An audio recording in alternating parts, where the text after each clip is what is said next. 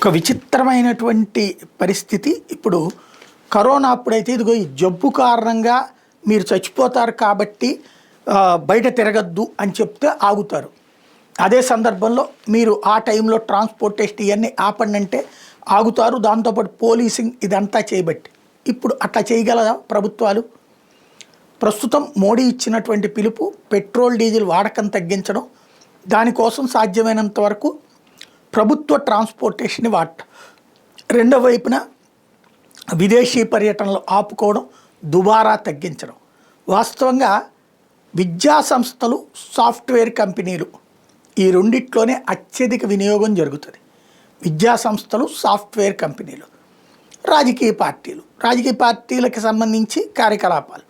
వీళ్ళ ముగ్గురు కనుక పబ్లిక్ ట్రాన్స్పోర్టేషన్కి వెళ్ళినా లేకపోతే పరిమితమైనటువంటి వాడకం చేసినా చాలా వరకు మిగులుతుంది. ప్రస్తుతం సాఫ్ట్వేర్ దాదాపుగా ఒక హైదరాబాద్లో 140 కోట్లు మిగిలింది లాస్ట్ కరోనా టైంలో.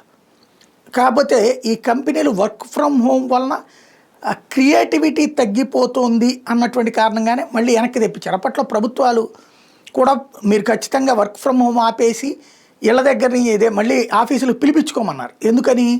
వాళ్ళు ఇళ్ళ దగ్గర కూర్చున్నప్పుడు వినియోగం తక్కువ ఉంటుంది. ఆఫీస్కి వచ్చినప్పుడు ఈ ఫుడ్డు వినియోగం, బయట తింటాలు, బయట తాగడాలు, బయట తిరగడాలు, షాపింగ్ చేయడాలు జరుగుతాయి. తద్వారా డబ్బులు వస్తుంటాయి. అదే ఇప్పుడు కీలకమైనటువంటి పాయింట్. కాబట్టి ఇప్పుడు మరి ప్రభుత్వాలకేమో, రాష్ట్రాల ప్రభుత్వాలకేమో వీళ్ళు ఆఫీసులకు వెళితే వివిధ రకాల వ్యాపారాలు జరిగి రన్నింగ్లోకి వస్తాయి.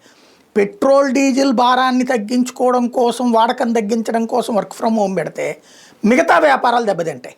ఏం చేస్తారో చూడాలి.